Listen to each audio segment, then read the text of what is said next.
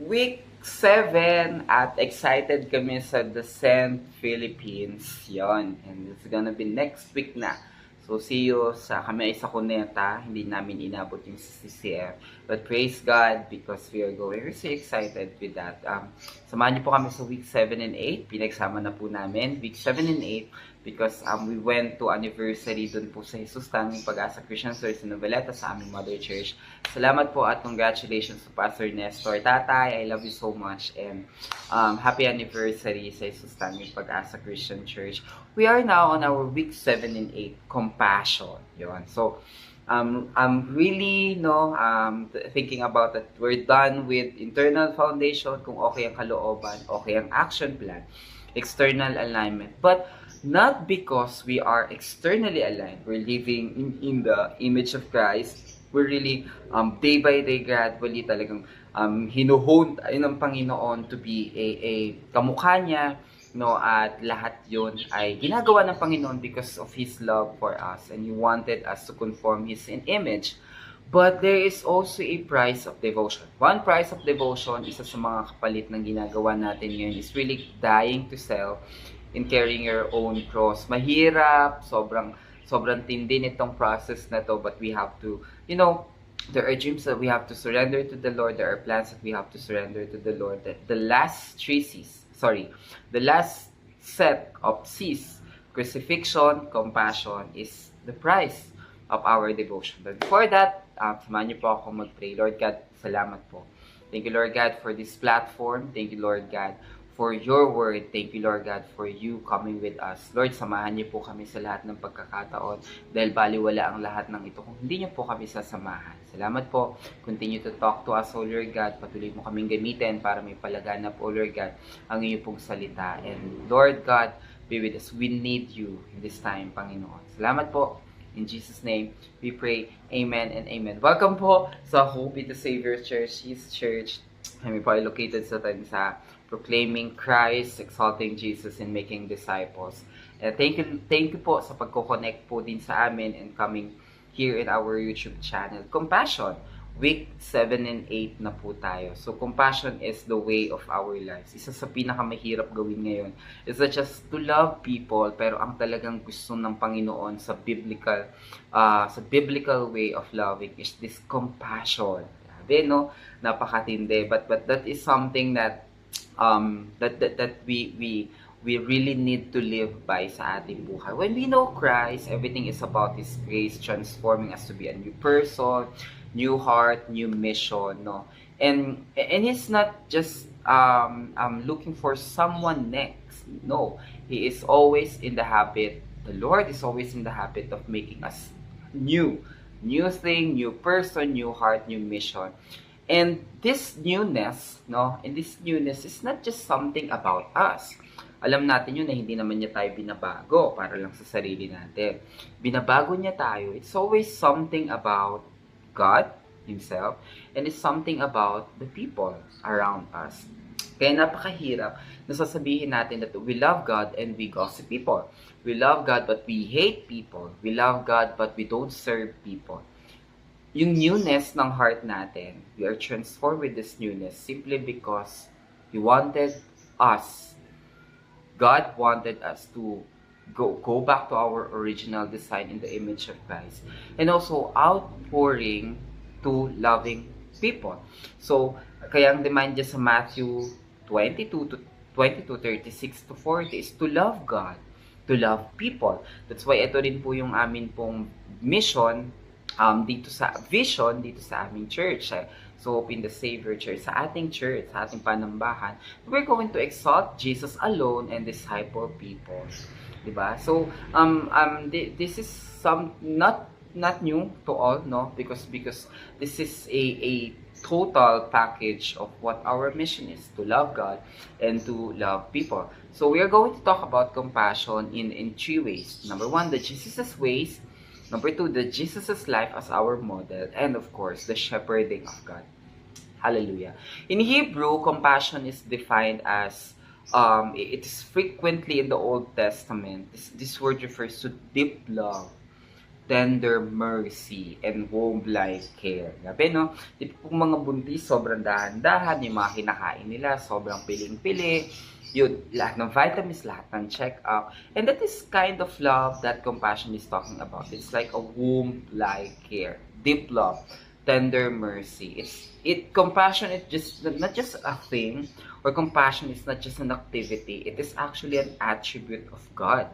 No, nung ginawa niya yung mundo, bakit kaya nung ginawa ng mundo, inuna ni Lord yung inuna ni Lord yung air, inuna ni Lord yung water, yung land. Syempre, kapag inuna niya yung man at women, paano hihinga yon, di ba? So it's compassion is attributed by God in Himself. Actually, He is God. He is love, no?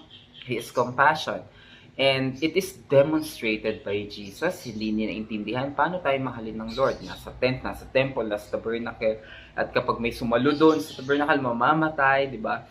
Sobrang strict ni Lord, no? But that kind of compassion, that kind of love is demonstrated by Jesus Himself. Hallelujah. And one thing that we have to remember as well is it is required for us believers. Kaya mahalaga na tingnan din natin yung Matthew 19. Matthew 9 rather. Sa Matthew 9, kung babasahin natin yung whole chapter, Jesus forgives and heals a paralyzed man, going to the calling of Matthew, and Jesus was questioned about the fasting, and then Jesus raises a dead girl and heals a sick of woman, and then Jesus heals the blind man and the mute. All of these things, sobrang busy ni Lord. And kung titingnan natin dyan, ang daming ginagawa ni Lord. And here comes at the bottom tip of the chapter. Sinabi niya dito na the workers are few. Kaya kung makikita natin, meron talagang credibility si Lord na sabihin yung the workers are few. Bakit? The whole day, the whole chapter is He went healing, forgiving, calling disciples, He answering queries, no? Nandun siya, ginagawa niya yung mga bagay-bagay na yun. That's why He told the people there that the workers are few. Many are to harvest, but the workers are few. Kaya minsan, mas makikita natin dito, makikita natin yung sitwasyon ng mga tao sa paligid natin when we go there. Hindi natin makikita yung sitwasyon ng ubasan kung wala naman tayo sa ubasan. We're not going to know what is outside the church if we are just in love with doing the stuff inside the church. No? Kaya ang malaking warning dito ng Panginoon at gusto niya talaga na tating yakapin din natin. Sinabi nakakalungkot man, pero the harvests are many, but the workers are few. So, the one in the field will always see the need. Hindi natin makikita yung pangangailangan ng nasa ubasan kung wala tayo sa ubasan. That's why one requirement of compassion is for us to need to go to the field and assess. Diba? Naalala ko din si Nehemiah during that time, inassess niya rin yung wall, ilan yung sira, ano yung kailangang ayusin. And something that we really have to discern up to this moment na, teka, am I compassionate enough to go to the ubasan and identify what is the need? So, ang taong nakaranas ng kaligtasan ay nagtatrabaho sa ubasan. Hallelujah. That's why in 1 John 3:17, as if anyone has material possession and sees his brother in the need, but has no pity on him, how can the love of God be in him? Ano ibig sabihin nito? Ay kung nagagawa mo naman, mayaman ka naman, pero pag may mga pangangailangan, yung mga kapatiran natin ay hindi natin naibibigay, hindi natin wala tayong pakialam sa mga mahihirap, yung mga nangangailangan, wala din tayong pakialam, just live by our own. Hindi tayo compassionate sa mga bagay na ito. Okay, that's why we really have to ask ourselves, nasan level ako ngayon ng buhay ko? Am I compassionate or I'm just existing as a member of church? Madalas din na lagi nating nagagawa bilang mga Christian na nag-busy tayo sa ministry, we are too busy with the ministry work that we do not care about the people around us, especially to the lost soul. So we ask ourselves, so 1 John 4:20, if anyone says, I love God, yet hates his brother, he is a liar. For anyone who does not love his brother whom he has seen, cannot love God whom he has not seen. Paano mo mamahalin yung hindi mo nakikita? Kung yung nasa harap mo ay hindi mo mamahal-mahal. So, one thing that we really have to think about is that Kabaliktaran ng compassion is apathy, indifference, inaction toward the poor is a fundamental rejection of God's heart. Minsan, ano yung God's heart? No, God's heart is responsiveness. God's heart is compassionate. God's heart moves us. Ngayon, kung apathetic tayo, indifferent tayo, wala tayong ginagawa, busy naman ako sa ministry, okay na ako dito eh. Okay, so I think we are fundamentally rejecting God's heart. So let's ask and let's assess our being. One best example of this compassion is Jesus' life. Compassion, number one, is intentional. Matthew 9:1, Jesus stepped into a boat. Siya mismo yung gumawa. Siya mismo yung gumalaw. Siya mismo yung nag-assess. Siya mismo yung pumunta sa lugar. Why? Because compassion is intentional. It also inspires. As Jesus went out there, he saw a man named Matthew sitting at the tax collector's booth. Follow me.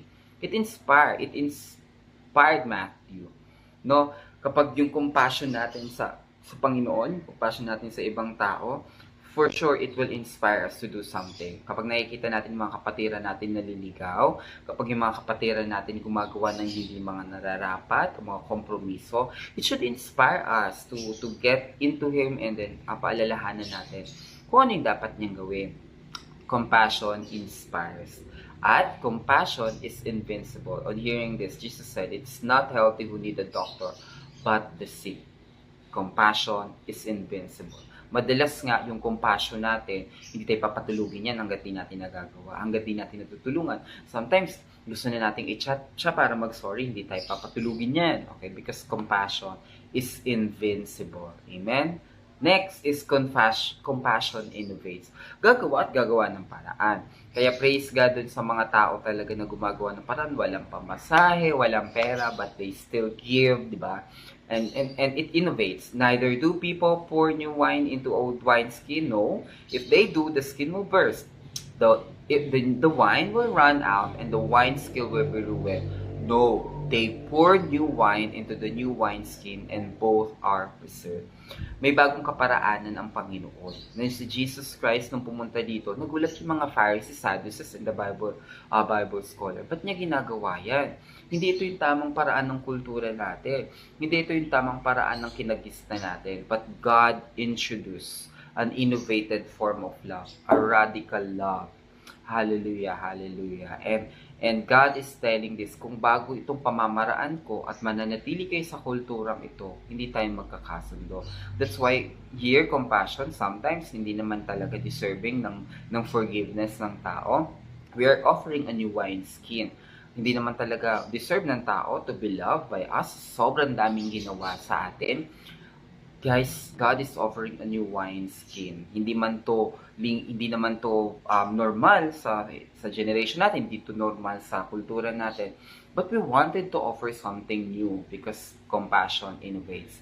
Be more loving, be more forgiving, 'di ba? Be more generous, and we are not going to expect something reciprocated to us. We're just expecting that one day, before our life ends, we conform to the very image of Christ. And when we do that, mas nagiging kamukha natin ang Panginoon. Hallelujah. That's why in John 13:34-35, as I have loved you, kung ano yung kaparaanan ng Panginoon, kung paano niya tayo minahal, ganun din natin gagawin sa ibang tao. O ibibigay yung pagmamahal na yun sa ibang tao. Hallelujah.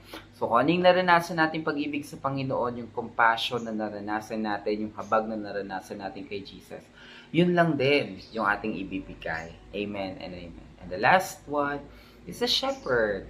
When he saw the crowd, he had compassion on them because they were harassed and helpless like sheep without a shepherd. And he said, the workers are few, but the harvest is plentiful. The harvest is plentiful, but the workers are few. I just wanted to emphasize the original Greek word, splanchnizomai. This is the deepest form of care. This is a messianic kind of love. No? May mas malalim pa pala sa salitang compassion. May mas malalim pa pala sa radical love, sa agape love. And this is the type of love na messianic kind of love. That's planchizomai. Okay, it means the deepest form of care. This is a kind of love from the Messiah. And what is this? In the context is, meron namang leaders, yung mga tao. Di ba? Meron namang Sadducees, meron din namang Pharisees. Everything is open. If you wanted to be shepherded, then you can just go there. No, but in the context, I just wanted to be right in Matthew 9:36 to 37. You know, this time, meron namang leaders. Meron din namang mga scholars na pwede mag-alaga sa mga tao. Pero sinabi ni Lord dito that the harvest is plentiful but the workers are few. Hindi po ba worker yung mga Sadducees? Hindi po ba workers yung mga yung mga Pharisees, yung mga Bible scholar? According to Paul, as explained by Matthew Henry, in Christ's view, ministers who are not good ministers do not truly count as ministers.